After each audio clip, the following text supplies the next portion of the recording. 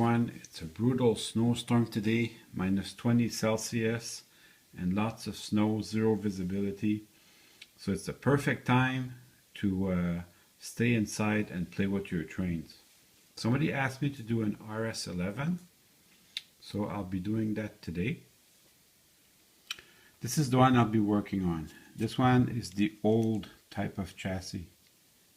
It looks about the same as the new, but the chassis inside is different. This is the new chassis. It has contact strips at the bottom. So that one I won't be doing today. It's about the same as a GP9 really. They've improved the looks of it a little bit. Beautiful machine. And I also have an RS12 to show you. Now this is actually a little bit rare. These are the same drive as an RS3 pretty much. And they are just a little bit harder to find. They didn't make as many, so they cost a little bit more.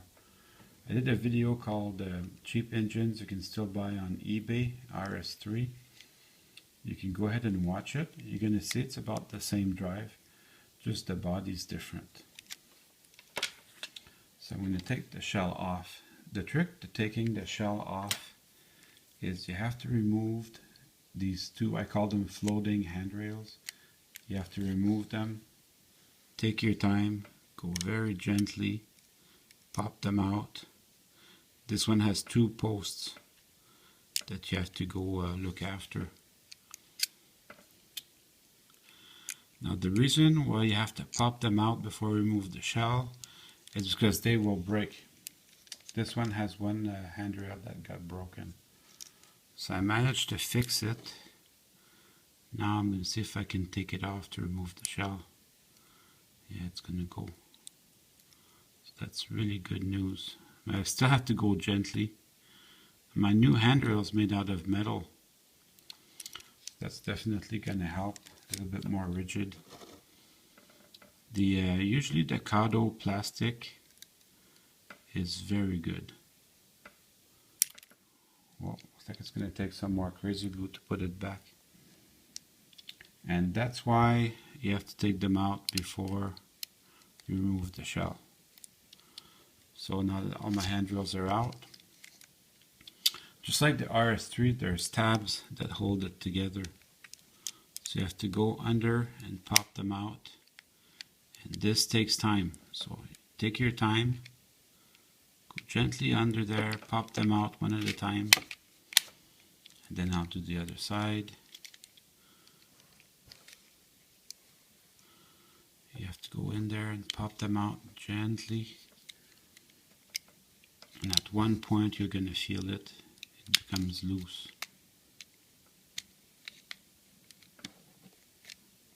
And I'll go to the front one. There's a big tab under the cab. And that one you have to work on. Once you have the under the cab one out, then it becomes easy. So that is the hardest part actually. To gently pop them out. So it's starting to come now. And as you take it out, you have to look at the handrails on both sides. And the back will come out first. There's the gas tank. The back will come out first. And usually the handrails will get stuck in there. And that's normal.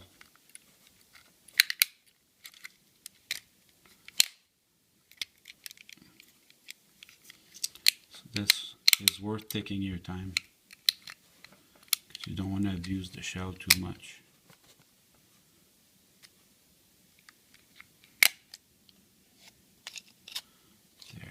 Make sure my handrails don't get caught as I pull it up. Then the handrails will stay down.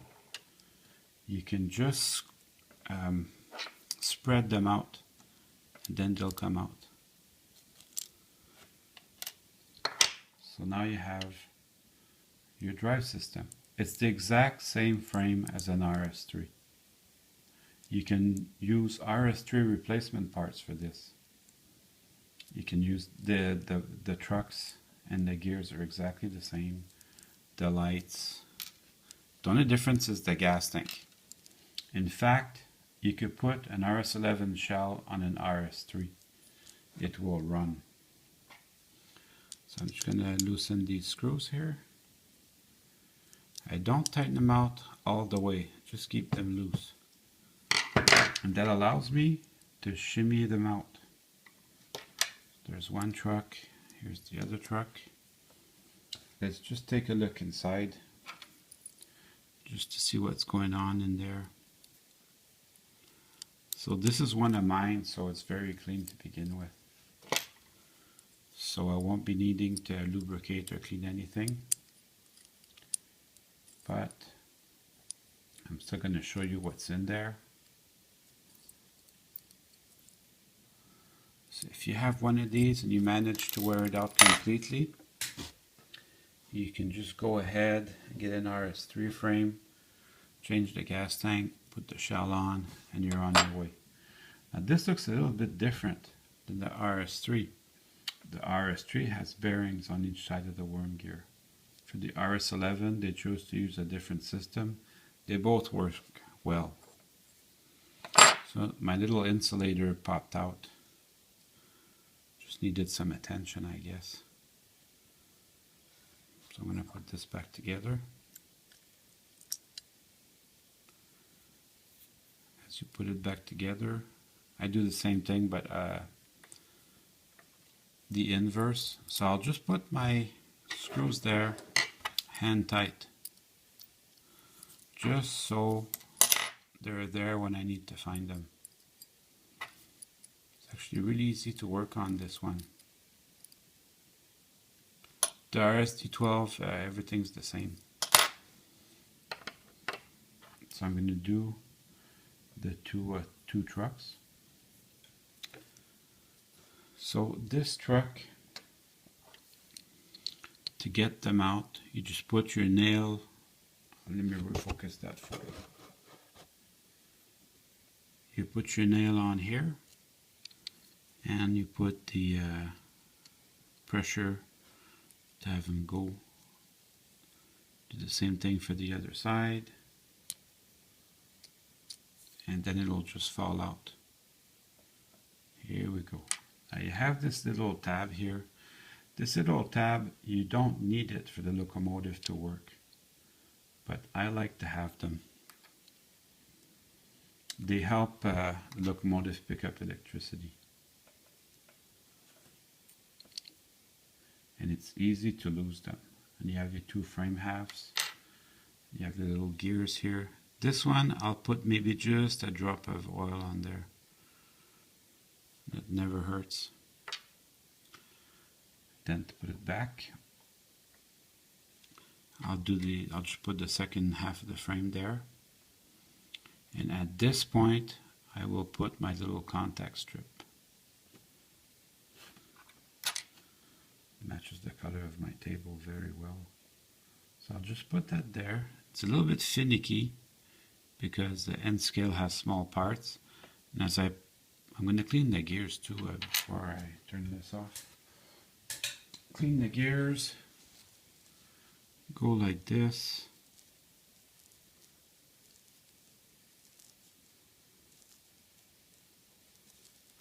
And do it for each side.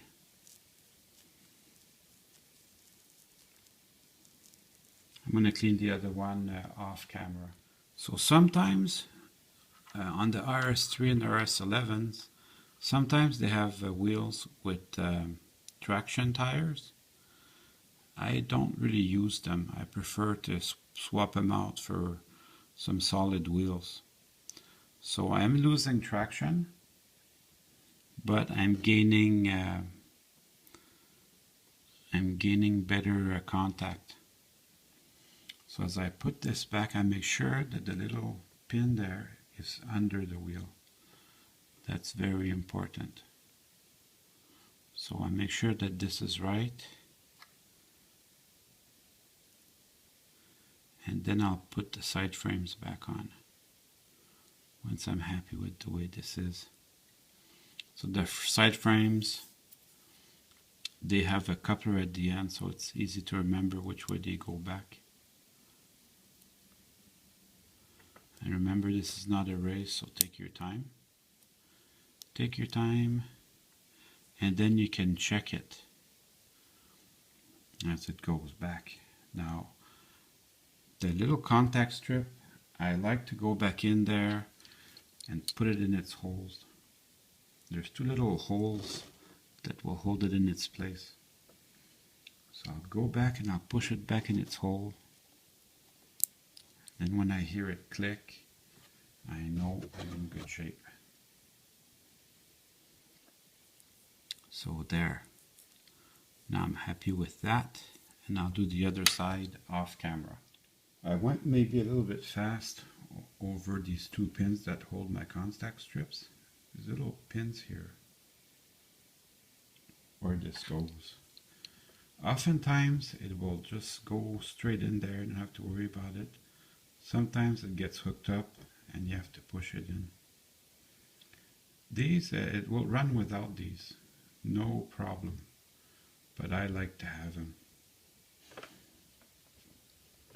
So to reassemble them, you do the opposite. Get your two frame halves. Then your little contact strip.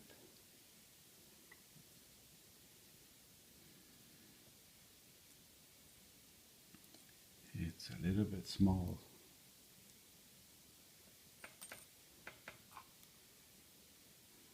U25Bs also, and there's a RS1 that uses this little contact strip. U25Bs and the RS1 are a little bit a newer system that has flywheels. They're the first engines that I know of that has flywheels, and they're good runners. These RS11s and RS3s are also good runners. The RS3 is cheap to get, but this one is hard to find, so if you can find one, then this is how they go back together. Then you will hear that snap when it's in there correctly. There, that looks pretty good. And I'm going to use my small screwdriver to get in there and place my little contact strippy. There we go. And then, since my frame is still a little bit movable, I'll put my two trucks in there. So they go with the coupler out, so you can't confuse them. They don't really need an arrow. Back in those days. And then once that's in, you can tighten up your screws. They don't have to be very tight, just hand tight.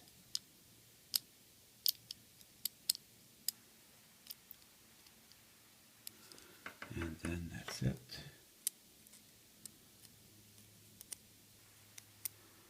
So I'm going to test it on the bench. What I look for really, I only look for the noise. So if it sounds good, then I go try it on my track, and after that I can put the shell back on. So I put my headlights back on too. See, that sounds pretty good. So I check both directions. Now putting the shell back on is also a little bit fussy. You start with the handrails. You shimmy them down. You have to spread them out a little bit. Spread them out, they go over the hump. You can see there's a space for the cab here. So obviously that would be, on the RS3 is the back of the engine, on the RS11 is the front of the engine. Go figure. Well, probably what happened with the RS3 is they were used to making, Alco used to produce steam engines, so they figured if they run it the long hood forward, it will look more like a steam engine. That's what they were used to. But the RS3 was made a few years after, so it had, they thought of putting the engineers first. So as you put it back, make sure that you move your handrails to the outside. You don't want them getting stuck under like this one. the handrail got stuck under my battery box, so I don't want that. So I'm going to move it out. And as you put it back together, you have to look at both sides at once to be sure that everything's going well. Yeah, that looks good. And we'll see if it'll just snap in. Well, that looks pretty good. Now I have to put the handrails back in their little holes.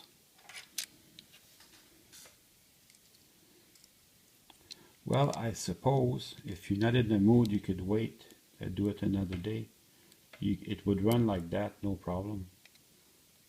And this is going to take patience, but that's what has to be done if you want it to look good. Then there's a little hole in the cab for that handrail. There we go. That looks much better. So I'm going to do the other sides off camera. So okay, I put my handrails back on, and now I'm going to paint it. So this looks much better now. Don't forget to put on your gas tank. Just like the RS3 gas tank, this gas tank also has a direction.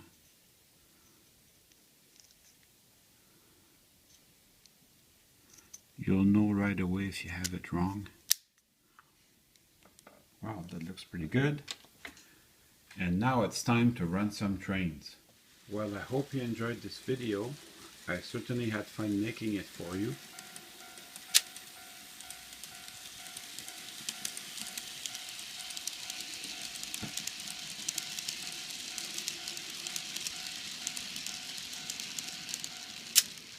See you soon.